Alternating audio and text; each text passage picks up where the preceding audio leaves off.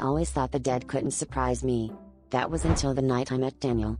It was late, and the fluorescent lights in the morgue flickered as I began my routine.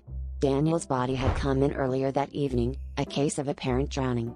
As I prepared his body for the embalming process, I noticed something unsettling. His eyes, though lifeless, seemed to follow me. I brushed it off as fatigue, the kind that comes from being too accustomed to the macabre. Then, as I turned away, a raspy whisper filled the air, "Help me." I froze, my mind racing, trying to rationalize what I had just heard. The room felt colder, the air heavier. I mustered the courage to turn back to the table. Daniel's body lay still, unchanged, yet the atmosphere was undeniably different.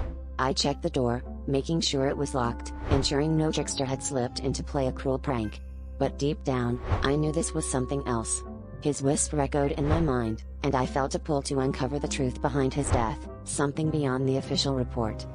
The next day, I began digging into Daniel's past, speaking with colleagues, and scanning through local news archives. It turned out he had been an investigative journalist, working on a story that had ruffled some powerful feathers.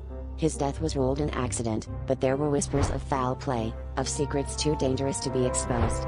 Each piece of information I discovered seemed to lend weight to his plea for help. I was both terrified and compelled to find out what had truly happened to him. On the third night, as the clock struck midnight, I returned to the morgue. I stood over Daniel's body, feeling an inexplicable connection, a duty to give him the closure he deserved. In a moment of clarity, I whispered back, "I will help you." Suddenly, the room plunged into darkness, and I felt a cold hand grip my arm. The temperature dropped further, and Daniel's voice, now clearer, said, "Thank you." The lights flickered back on, and his body lay still once more. But I knew then, I wasn't alone in the morgue, and Daniel's story wasn't over.